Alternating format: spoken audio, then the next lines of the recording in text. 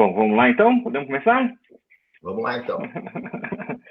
Então tá bom. Não sei se o Júlio já explicou alguma coisa para você, Verus.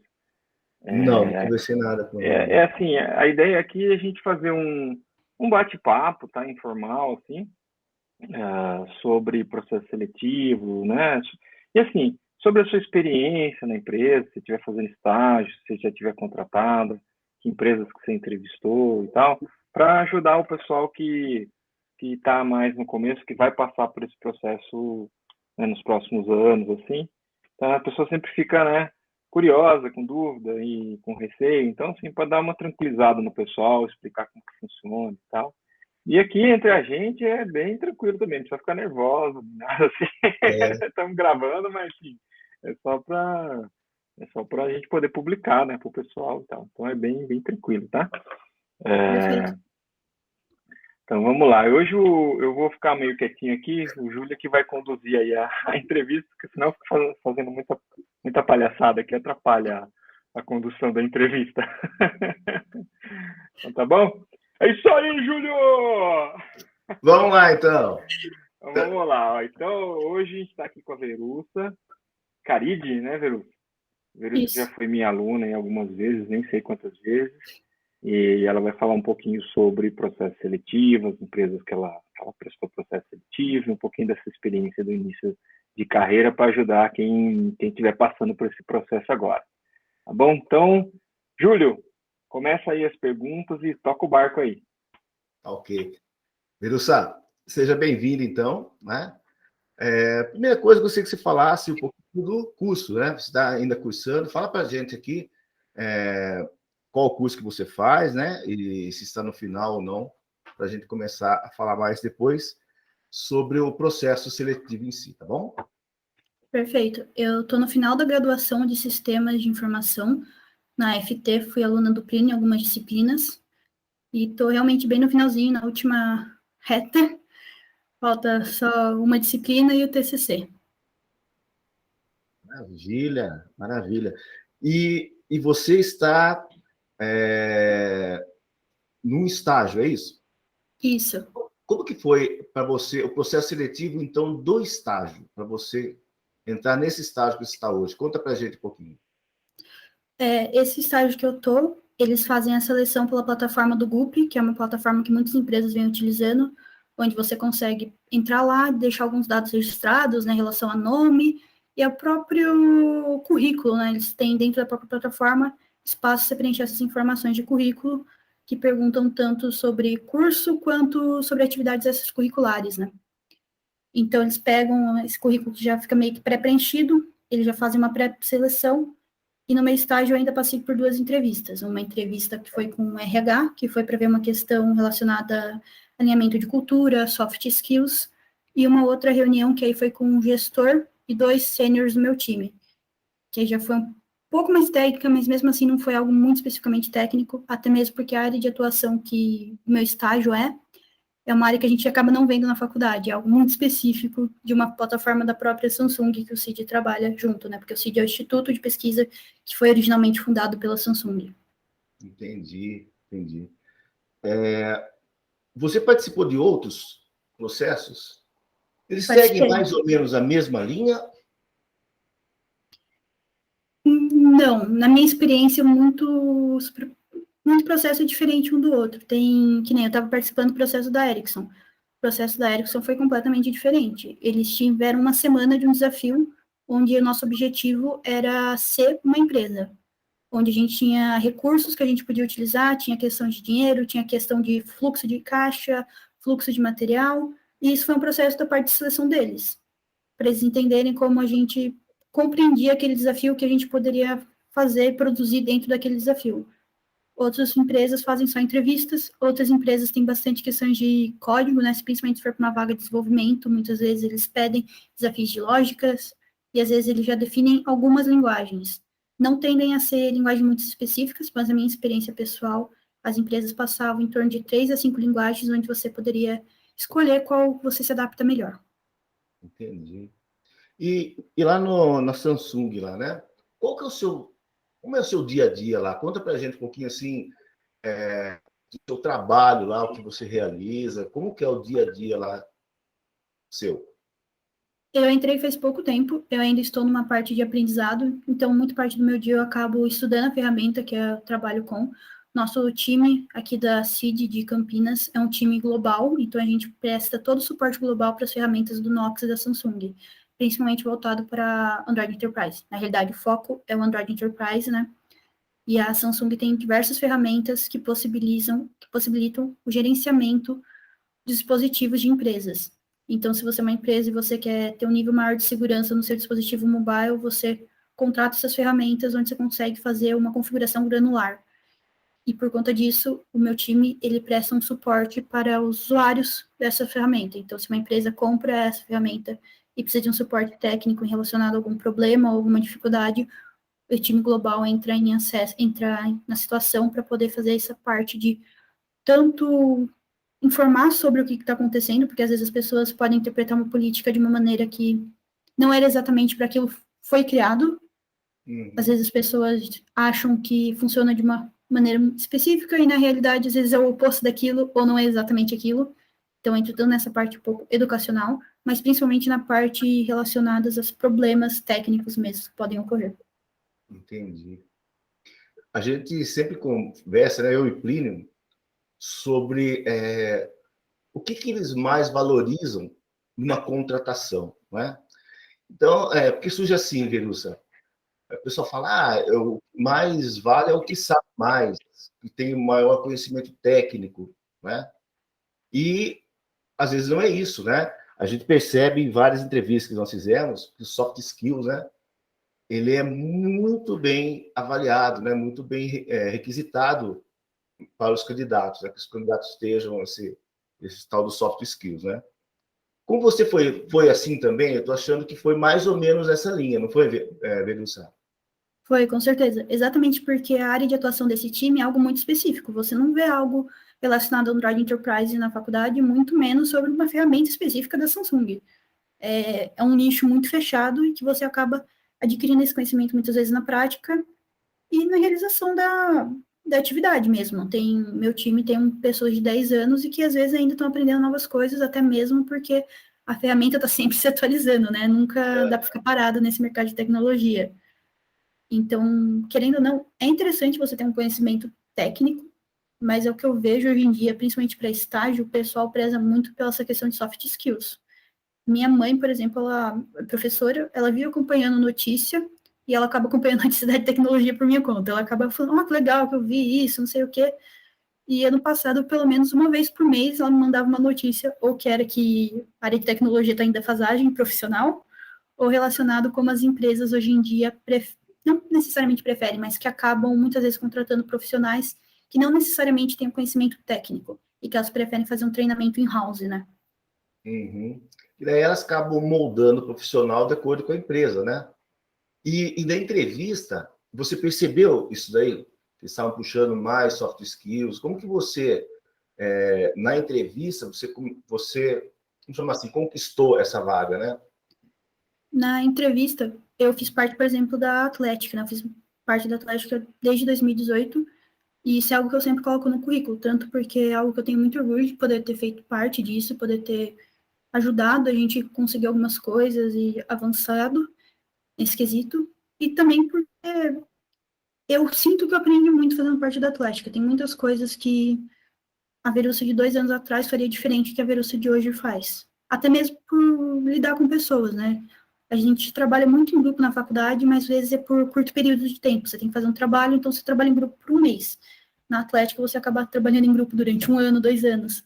Então, a relação, você acaba aprendendo muito mais se você trabalhar em grupo com uma pessoa a longo prazo do que a curto prazo. A curto prazo, às vezes, a relação até nem tá dando muito certo, mas vai acabar daqui uma semana, vai acabar daqui 2 meses, só deixa quieto. Quando é de 1 ano essa relação, fica muito mais complicado se deixar quieto as coisas. Você precisa exatamente confrontar isso para poder resolver. Então, para mim, por exemplo, eu sempre deixei muito claro o quanto a Atlética foi importante no meu desenvolvimento pessoal e, consequentemente, no profissional. Exatamente pelas soft skills, tanto de gerenciamento de tempo, gerenciamento de pessoas, capacidade interpessoal. E, além disso, no meu caso, como é um time global, eles pegaram também bastante na questão de inglês, né? como a gente recebe tickets de todo mundo, muitas vezes o ticket está em inglês, e a gente precisa ser capaz de compreender aquela mensagem, senão não adianta nada eu ter conhecimento técnico e não conseguir me comunicar com o cliente. Você tem, então, o domínio do inglês. Como que é Você foi morar fora, alguma coisa, ou você tem o inglês? Como você adquiriu a habilidade de inglês? Honestamente, foi muito por coisa de filme e série. Eu sempre gostei muito de série. Eu assisti a série quando era muito pequena, assisti uma série chamada Arrow, que tem muita cena de luta e às vezes tinha conversa no meio dessas cenas. E eu não consigo prestar atenção no que estava acontecendo na cena e nas legendas. Então eu falei, não tem como, eu preciso melhorar meu inglês. Aí foi por conta disso, eu também acabei fazendo durante um ano um curso fora do inglês, que foi da IASG, mas foi um curso de nível básico. Ele me ajudou, com toda certeza me ajudou muito, principalmente em criar mais confiança para falar inglês e também para realmente perceber que eu estava entendendo o que as pessoas falavam.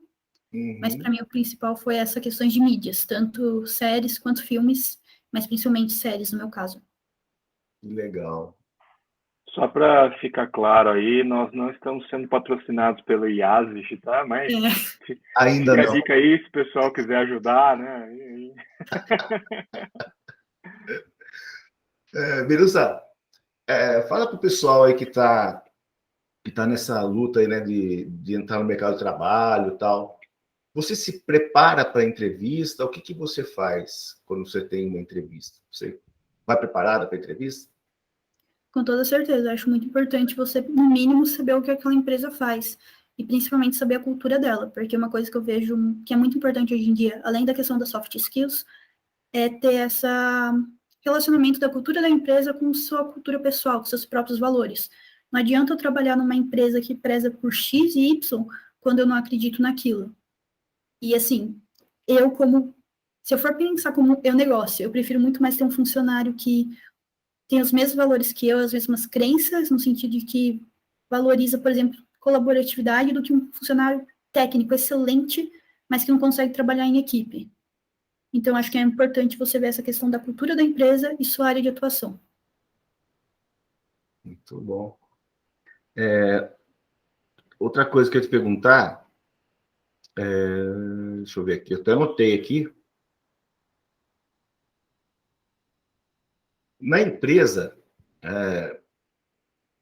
você tem conflitos, você atende a conflitos. Bom, todo lugar tem, né? Mas em empresa é mais complicado, né? Como que você reage a conflitos? Quando aparece, Eu, né? eu sempre fui uma pessoa que tem opiniões fortes, eu sempre, quando eu falo alguma coisa é porque eu acredito naquilo, e se eu acredito em algo, eu vou defender aquilo que eu acredito. Mas se eu quero ser ouvido, eu também preciso saber ouvir. Então, para mim, sempre foi muito uma questão de tentar ouvir o outro lado e também expressar o que eu quero passar. Às vezes é muito difícil a gente passar alguma informação que na nossa cabeça está muito clara. Imagino vocês, como professores, devem até talvez entender um pouco melhor isso, porque para você, às vezes, você está explicando algo que é aquilo e você tem que tentar, de alguma maneira, de passar aquilo para a pessoa, porque da maneira que você já falou, não foi entendido. Então, para mim, eu sempre tento ouvir o outro lado e me expressar, nem que seja necessário, às vezes, repetir ou reformular o que foi falado. E conflitos sempre fazem parte do nosso dia a dia, seja no trabalho, seja na faculdade, seja na nossa família. Então, acho que não adianta muito querer fugir dele. É muito mais importante você sentar e resolver. Perfeito. Fiz essa pergunta porque eu vi numa entrevista há pouco tempo atrás, não me recordo onde, né? Que o que eles buscam hoje são profissionais capazes de resolver conflitos, né? E isso envolve até na entrevista, por isso que eu perguntei também para você como que é a questão da entrevista, o que eles começam a cobrar de você na entrevista, se é para ir por esse lado também de resolução de conflitos, tá? E uma outra perguntinha, acho que para mim nas perguntas que eu elenquei aqui é a última, né? Não sei se o Plínio tem mais coisa para falar também, mas curso extra classe, né? Então o pessoal fala, olha, questões de questões técnicas. Então muitos entrevistados falam que somente o que a faculdade oferece não dá conta, então tem que fazer cursos extra classe, né? Tem que se especializar em alguma coisa, em algo técnico. Você fez algum curso, mesmo que não seja na área técnica, que te ajudou, deu habilidade para esses software skills? Para soft skills, eu acho que eu não me recordo de nenhum, assim, de cabeça. Foi muito mais a questão da vivência da atlética e de atividades extracurriculares que eu fazia em organizações estudantis. Para mim, isso foi, tipo, muito importante para crescer como pessoa e profissional, porque é aquilo que eu já comentei, é muito fácil você trabalhar com uma pessoa durante um mês. Agora, durante um ano, fica muito mais complicado. Ainda mais quando tem conflitos e você não resolve eles. Então, para mim, na questão de soft skills, esse foi o mais importante. Na parte mais de hard skills, né, eu vejo realmente que as faculdades, de maneira em geral, têm um pouco de defasagem, até mesmo porque o mercado de tecnologia é algo que está sempre mudando e muda muito rápido. Isso. Perfeito. E, Plínio, quer falar alguma coisa aí? Eu Tem tenho uma uns pergunta? comentários. Eu tenho alguns comentários e uma pergunta.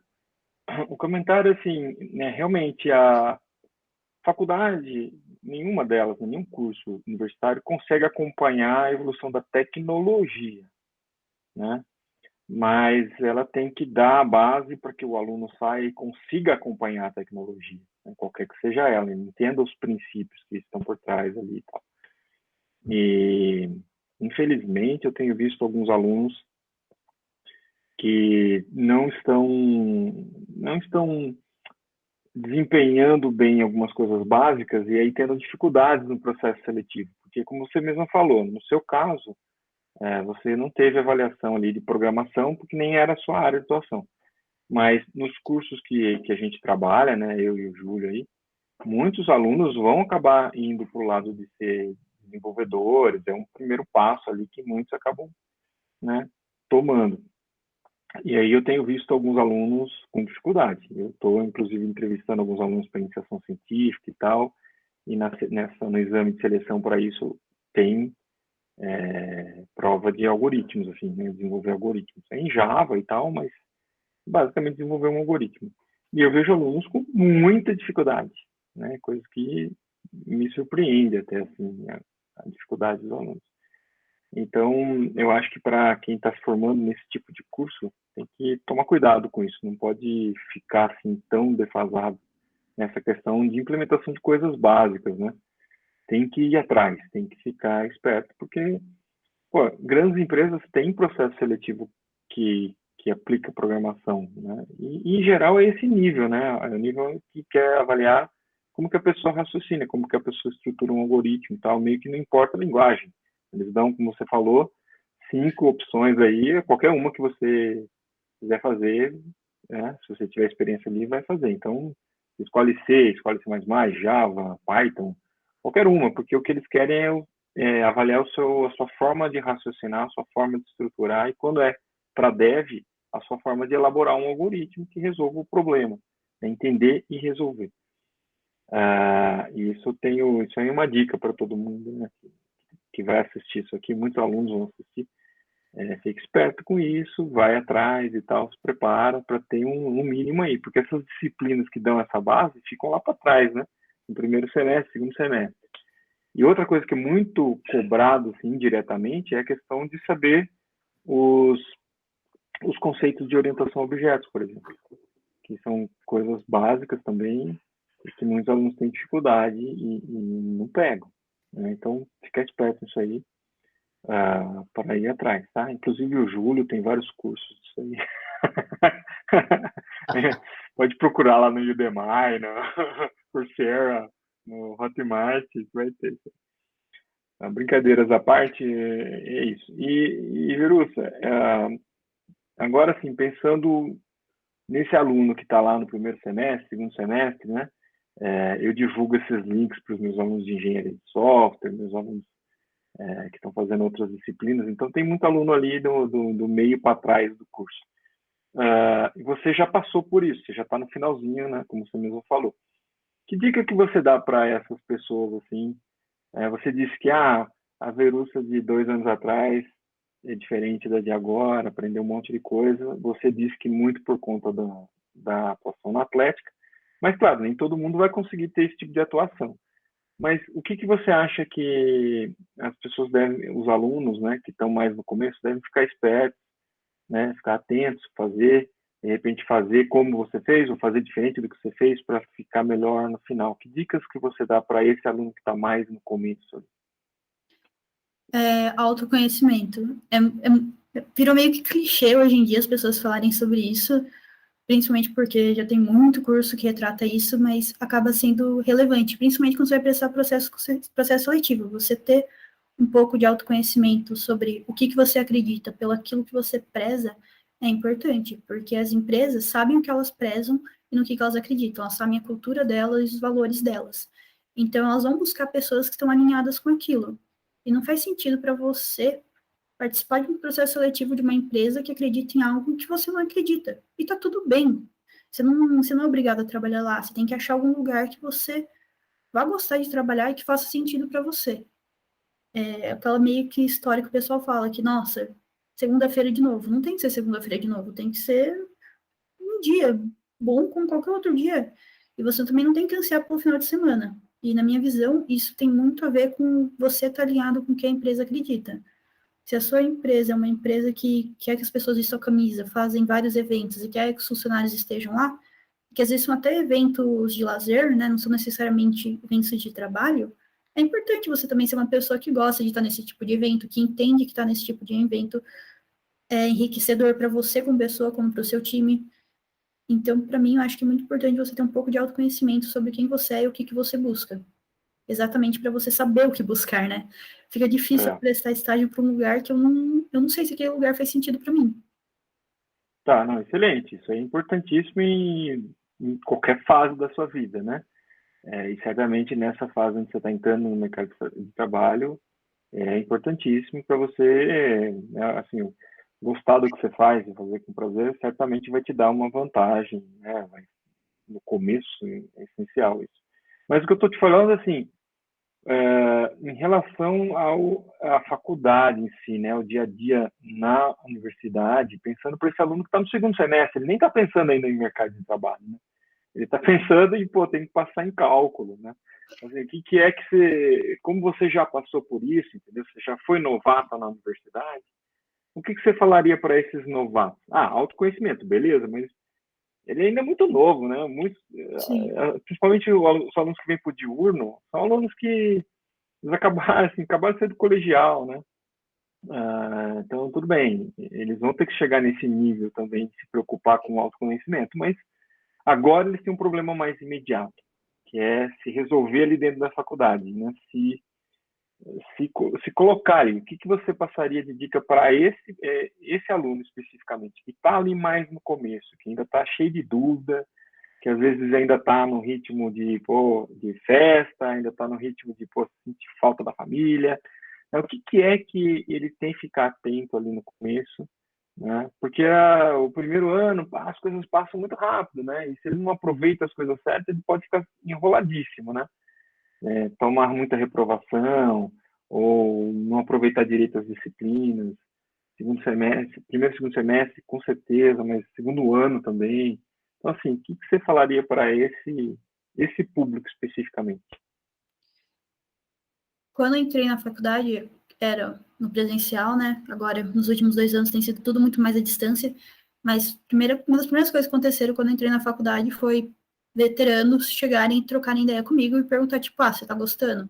Fica esperto com algumas disciplinas específicas, que essas disciplinas podem atrasar realmente um ano inteiro da sua graduação, enquanto que outras disciplinas você consegue remanejar melhor. Então, se você é uma pessoa que acabou de entrar na faculdade e está se sentindo talvez um pouco sobrecarregado pela quantidade de disciplinas, uma dica que eu daria é para você olhar sua grade e ver quais disciplinas dependem de outras. Porque às vezes tem uma disciplina no primeiro semestre que você vai ter uma disciplina que depende dela só no 7º semestre. Então, talvez seja interessante você adiar essa disciplina para você ir se aclimando ao clima da faculdade mesmo, você entrando naquele ritmo, de uma maneira que também não vai afetar drasticamente o seu tempo de graduação, né?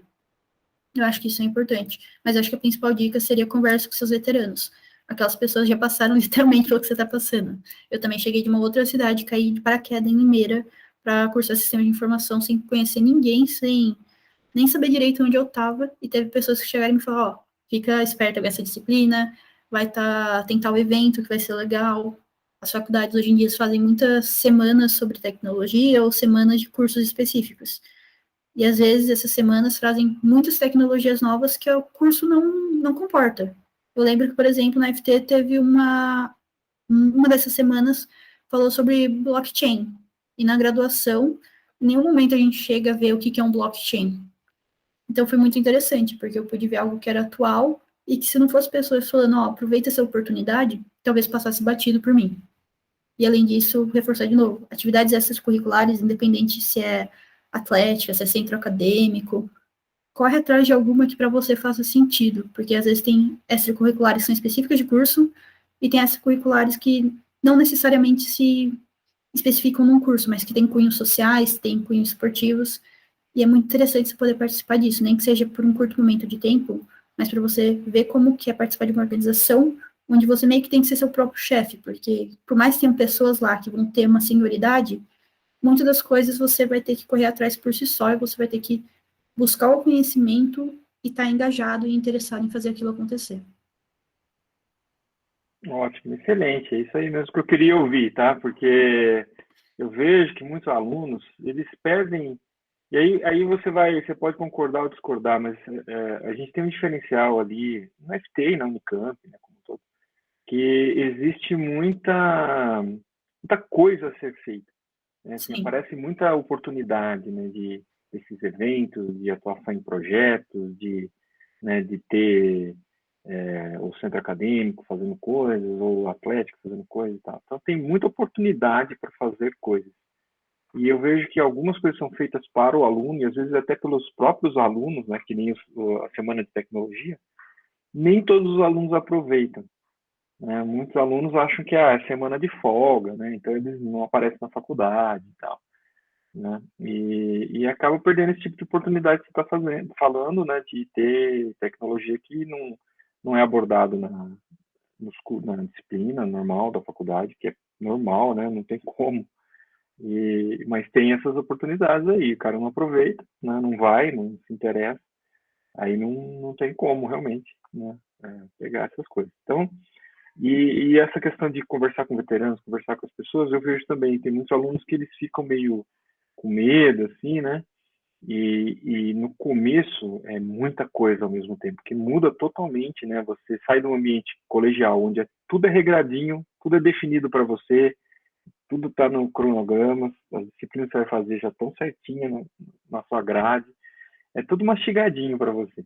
Né? Chega na faculdade, não, você tem que se né? Você tem que correr atrás das coisas, ainda que o primeiro semestre ainda é meio assim, né, que é meio padrão, mas depois você tem que correr atrás, e aí muitos alunos se perdem por aí, tomam reprovação em disciplinas que seguram, não dão muita ênfase nisso. Então, o começo, eu acho que são essas duas coisas, ficar atento ao que segura e o que não segura, se dedicar aos estudos realmente para não tomar reprovação, e usar um pouco do tempo para participar dessas coisas extras que vão acontecendo e vão aparecendo. Se a pessoa der conta disso, ela vai se dar muito bem, né? Não vai se atrasar, vai ter uma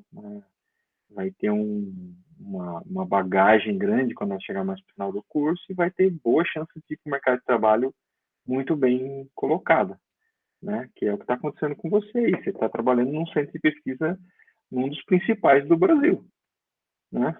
Então, numa empresa multinacional e tal. Imagino que seja a inveja de todos os alunos que estão entrando no primeiro semestre de chegar nesse ponto de estar fazendo estágio numa empresa dessa. Ou não. é muito Não bacana. tem. Com certeza. Então, Veruso, para assim, não ficar muito longo, a gente quer deixar os vídeos não muito longos, né? E eu estou fazendo uma edição muito rapidinho, assim, praticamente sem cortar nada, né? Então já estamos com quase 40 minutos. Vamos fazer o seguinte, para a gente encerrar, olha aí para a câmera e conversa com seus colegas que estão mais no começo lá, a mensagem final que você gostaria de passar para eles e a gente, ou qualquer outra coisa que você queira falar, né?